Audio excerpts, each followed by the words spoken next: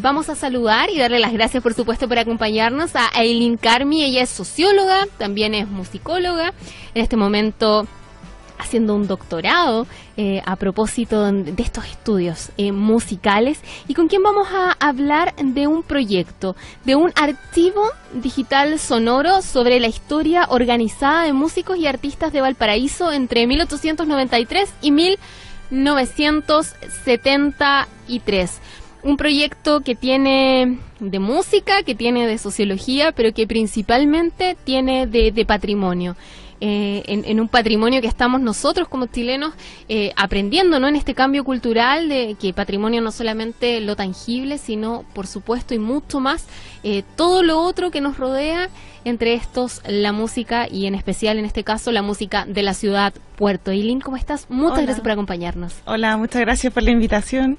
De visita rapidita en Chile, ¿no? Rapidita, sí.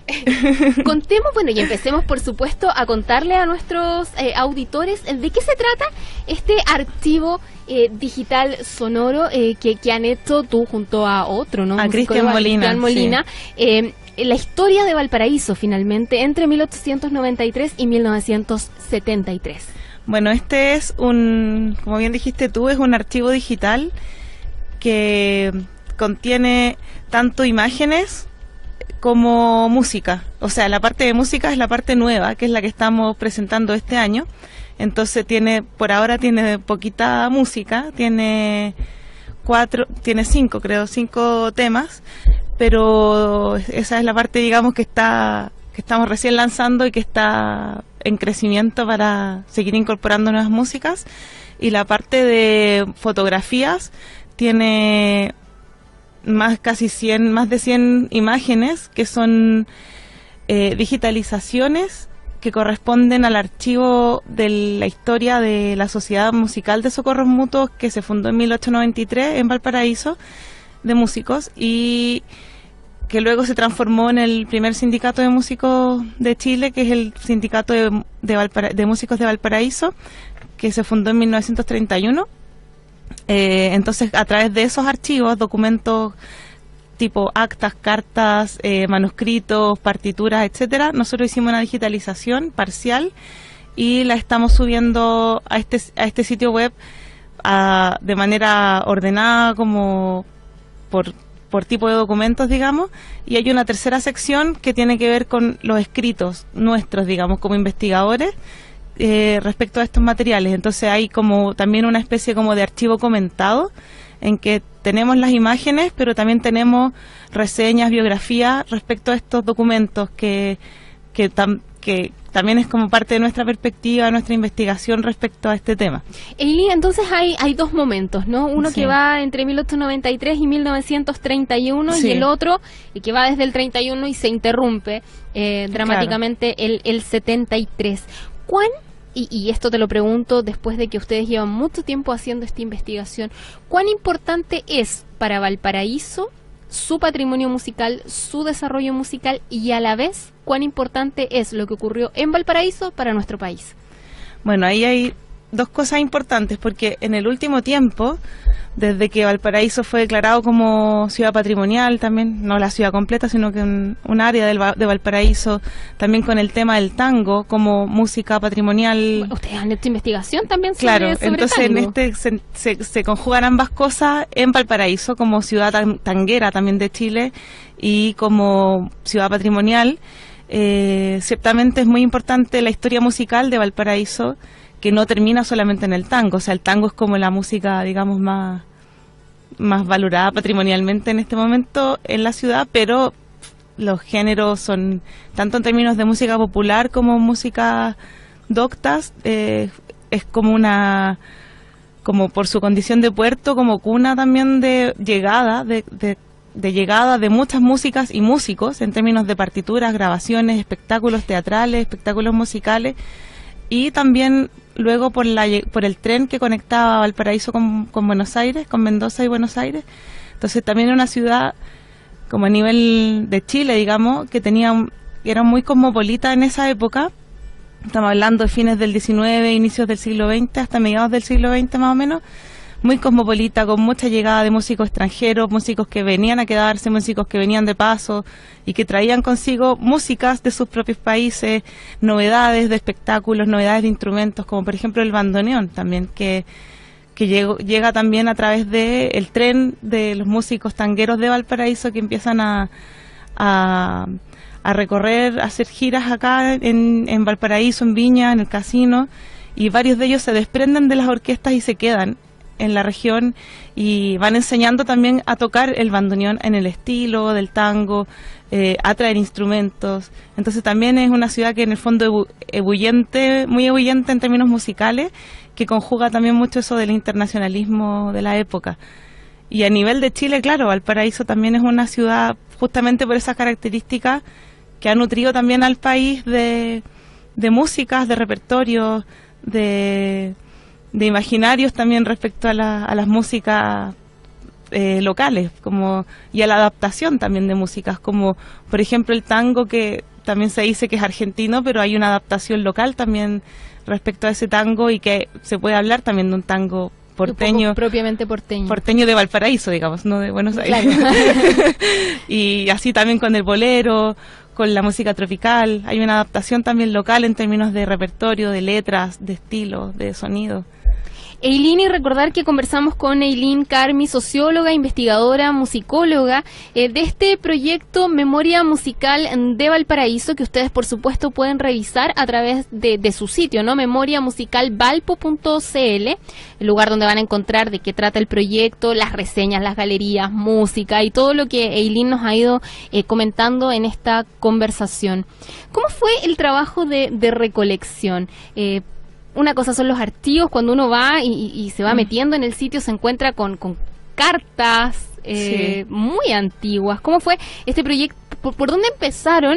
¿Y cuáles fueron las sorpresas con las que se encontraron en el camino? Me imagino que descubrieron músicos que no estaban, por ejemplo, dentro del imaginario que ustedes tenían a la hora de abordar la investigación. Hay varios temas, porque por un lado esto fue como un hallazgo, digamos, fortuito, muy fortuito, porque este archivo no es un archivo público, es un archivo privado que corresponde al Simuproval, que es el actual sindicato de músicos de Valparaíso, que ellos en su oficina tienen su propia documentación histórica, que es como la documentación que cualquier organización tendría en su oficina. Sin embargo, la diferencia es que esta documentación data desde 1893 hasta la fecha. Entonces, por supuesto que no está todo, no está completo por el paso del tiempo. Hay muchas cosas que se han perdido, lamentablemente, cosas que se han dañado, se han estropeado por el clima, por las condiciones de almacenamiento, pero hay mucho material que está ahí. Entonces esto fue, digo, una casualidad, porque nosotros con Cristian Molina estábamos investigando sobre el tango en Valparaíso, las orquestas de músicos de los años entre el 50 y el 73 que se formaron en Valparaíso, varios de los cuales eran músicos que pertenecían a este sindicato. Entonces, a través de ellos, por ejemplo, con uno de los músicos que es bajista y guitarrista, que es Peter Álvarez, que él tocaba en el Cinzano constantemente, todavía tocan ahí, con la orquesta de Manuel Fuente Alba.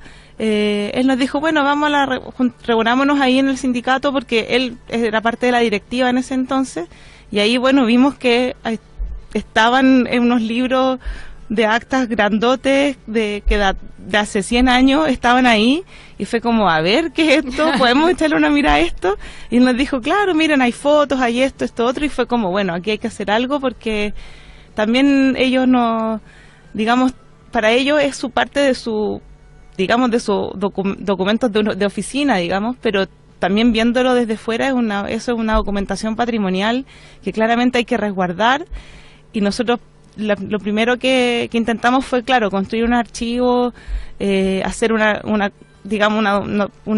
archivo, digamos, con las condiciones necesarias y todo, pero no pudimos hacerlo porque nosotros no tenemos conocimientos o sea, no somos archiveros. Claro, y aparte la archivología es algo que por lo menos en nuestro país se ha desarrollado bastante lento. Claro, y para eso hay que tener o donarlo a una institución, hay distintos procedimientos, y como estos documentos son de ellos, nosotros tampoco podemos intervenir en ese sentido, y ellos tienen que tomar la iniciativa y donarlo, que yo creo que lo van a hacer pronto. Entonces se nos ocurrió partir por resguardarlo, primero por escanear todo todo lo que pudiésemos escanear y hacer una restauración digital de los documentos en términos de escanear, ir arreglando un poquito las imágenes que están más dañadas. Entonces partimos en eso, como tratando de hacer la restauración digital, que la hicimos, o sea, digitalizamos todo y estamos subiendo al sitio web parcialmente, digamos, porque es un material infinito, o sea, son libros de 300 páginas, muchos libros, entonces... Un sitio absolutamente en construcción y Exacto. en constante construcción. Exacto. Eileen, ¿cuántas historias quedarán a lo largo de nuestro país, sin contar todavía de la música, que estén en estos mismos archivos de los que estamos conversando? Bueno, yo creo que hay muchas historias ahí por descubrirse, porque por un lado, en estos documentos uno puede ver tanto los nombres de los músicos que fueron parte como socios regulares o socios que eran dirigentes, socios activistas, presidentes de estas organizaciones. Entonces, claro, ahí hay un montón de nombres que si uno empieza a mirar, claro, vienen nombres de fines del 19, digamos, que a lo mejor a uno no le suenan tanto, pero de pronto aparecen algunos nombres como con una lucecita de que son medios famosillos por otras cosas. Y ahí es como, oh, pero esta persona es conocida por esto, pero no por esto otro. Entonces ahí surgieron temas súper interesantes. Bueno, y se da algo bien curioso también, porque, o sea, no sé si curioso, capaz es súper común dentro del mundo de la música, pero este doble oficio que finalmente tienen que llevar los músicos, el músico artesano y músico, carpintero y músico, porque finalmente esto da cuenta de una realidad que hasta el día de hoy le pasa a muchos de quienes se dedican su vida a hacer música, que no es algo que te pueda sostener económicamente como una única actividad. Claro, o sea, esta idea que también es un poco lo que hemos estado tratando nosotros de instalar como idea del músico como trabajador, tanto en su trabajo parcial, digamos, complementado con otro oficio o con otra profesión, o como músico a tiempo completo, independiente de si tiene estudios profesionales o no, porque desde estos años, digamos, de inicio del siglo XX, estos músicos se consideraban músicos profesionales, se consideraban músicos trabajadores, aunque no necesariamente hubiesen estudiado, porque en esa época eran academias, conservatorios, no necesariamente una universidad que impartiera un grado de música, digamos, una licenciatura. Y en el fondo el agruparse en una organización como una sociedad de socorros mutuos o un sindicato es obviamente un gesto de velar por sus derechos laborales, de velar por su seguridad social, por su previsión, por su jubilación, claro, por proteger su trabajo. Entonces también ahí ocurre también esta idea de cómo se entiende el oficio musical. Eileen, te invito a que hagamos una pausa pequeñita en nuestra conversación, la vamos a retomar enseguida.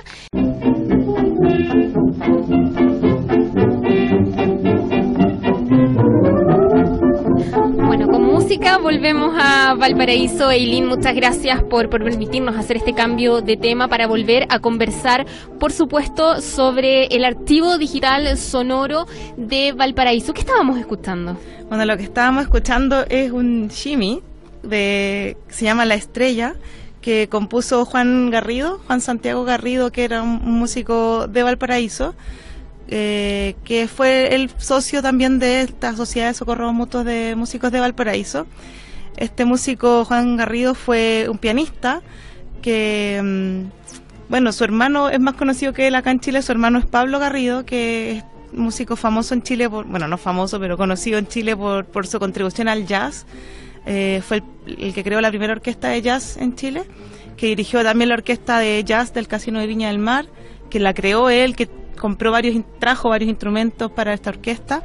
Sin embargo, su hermano tuvo esta oportunidad de grabar en Buenos Aires este disco, y bueno, la grabación nosotros la tenemos subida en este archivo digital sonoro, y la grabación nosotros le agradecemos también a Álvaro Menantó, el musicólogo, que él recopiló esta grabación desde el disco, digamos, del disco original, y la digitalizó, y él nos facilitó también el audio para ponerlo en la página web, en el archivo, también para mostrar un poco cómo eran las músicas que sonaban en esa época, cuáles eran las músicas que hacían estos músicos, tanto había músicos compositores, como el caso aquí de Juan Garrido, pero también músicos intérpretes, arreglistas, músicos que eran profesores de música, que enseñaban, que organizaban orquestas. Entonces una variedad del oficio, digamos, como una amplia gama de actividades por hacer. Eileen, ¿cuál es la importancia del Sindicato de Músicos Profesionales de Valparaíso? ¿Cómo cambia la historia cuando aparece? Sí, la historia ha cambiado harto porque el sindicato se funda en 1931, que es una época en que en Chile, además de haber una crisis económica muy grande en relación a la crisis mundial del 29, había también, a Chile y a Sudamérica le afectó mucho esta crisis como por ser países exportadores de materias primas, pero además esto se sumó a la llegada del cine sonoro a Chile, y esto es súper importante porque en esta época, antes del cine sonoro, los músicos, muchos músicos trabajaban haciendo música para el cine, o sea, tocando en vivo. En vivo para la exhibición de película, algo que hoy día uno no se imagina, pero que en esos tiempos ocurría y era de lo más común. Exacto, entonces llegan las películas con esta nueva tecnología de parlantes, de que la música ya viene incorporada, y muchos músicos se quedaron sin trabajo, y fue una cifra bien grande de músicos, no solo en Valparaíso, sino que en Chile en general, y el sindicato empieza también ahí a apoyar esa falencia, o sea, ahí muchos músicos se quedan sin trabajo, entonces el sindicato empieza a buscar estrategias tanto para apoyar a los músicos económicamente, como por ejemplo darles tipo de subvención o de apoyo para la ausencia del trabajo, digamos, para su cesantía, o también de controlar un poco más el trabajo, en el fondo decir, en estos locales en que hay músicos en vivo, tienen que solamente contratar músicos sindicalizados. Entonces también hay un incentivo ahí también. Hay un incentivo a sindicalizarse, pero a la vez a controlar de que los músicos que estén trabajando en la región sean parte del sindicato y no sean músicos como libres, digamos, en ese sentido. Entonces ahí juega un rol súper importante en eso. ¿Cómo se quiebra todo esto el 73? Bueno, ahí es un poco... Nosotros pensábamos que se quebraba definitivamente y que dejaba de existir o de funcionar el sindicato, pero en realidad no es tan así. O sea, mirando estos mismos documentos, porque claro, la historia nos dice, bueno, durante la dictadura el sindicalismo se suprimió y no había posibilidad, pero al mirar la documentación interna, el sindicato siguió existiendo, no hubo interrupción, pero lo que sí, obviamente hubo mucha represión. Bajó la cantidad de miembros del sindicato, bajó la actividad el número de actividades, pero como su personalidad jurídica siguió existiendo, y de hecho hubo reuniones en el Ministerio del Interior no solamente con sino como con los sindicatos de Chile, a reunirse al Ministerio del Interior. Ahí ya es un tema como a seguir investigando y profundizar, pero da luces de que también bajo dictadura hubo también un interés en vez de suprimir y prohibir los sindicatos, por tenerlos más encima, digamos, como más vigilados. Entonces, bueno, hagamos reuniones periódicas para ver ahí cómo podemos como de alguna forma ayudar, pero ayudar entre comillas también como por tener un poco más el control de quiénes son los que están sindicalizados, los nombres, cuáles son sus actividades, y obviamente ahí el perfil del sindicato cambia radicalmente, porque los músicos que venían de antes, del periodo de la Unidad Popular y de antes también del periodo del Frente Popular, muchos de ellos ya dejan de participar y muchos se van fuera de Chile también. O sea, también ahí hay un periodo en que muchos músicos que no necesariamente tocaban música de protesta, sino que tocaban tango, tocaban música tropical, pero que eran parte de una organización como esta, también se van del país. Por ejemplo, en la página tenemos una reseña de Víctor Gallardo, que es un violinista de tango, que él fue sindicalista tanto de este sindicato de músicos como del sindicato de ferroviarios de Valparaíso, lo que también da cuenta del doble oficio que conversábamos, que él trabajaba en ambas cosas. Pero claro, y durante la dictadura él se fue porque no había posibilidad de trabajar por un lado, pero también por otro lado porque muchos de ellos estaban estaban en listas negras, estaban siendo perseguidos, entonces ahí hay un tema bien complicado. Bueno, Alfonso Romero, Atilio Martínez, Segundo Acta, fotografías, sindicatos, reglamentos incluso de carnet profesional del sindicato de música son parte de las cosas que ustedes pueden encontrar en las reseñas, pero también hay una galería, como les comentábamos, música como la que escuchamos hace unos minutos junto a Eileen, todo esto contenido en memoria musical valpo.cl, un proyecto en construcción, así que me imagino también todos invitados a si tienen datos, archivos Exacto. o cosas a también poder compartirlos Sí. Contigo y con Cristian. Claro, sí, pues exacto, o sea, es un sitio más que en construcción, yo diría un sitio en crecimiento porque ya está construido, digamos, tiene su galería bastante nutrida, ya nosotros mismos vamos a seguir actualizando un poco más eso, pero está bastante nutrida, hay mucho material ahí, pero sí invitamos especialmente a la sección de música del archivo sonoro a que si alguien, porque también en esa época era, especialmente antes de que existieran las grabaciones, entonces hay muchas músicas que se tocaban por partituras o que se registraron en partituras y bueno, y ya no existen o cuesta mucho encontrarlas.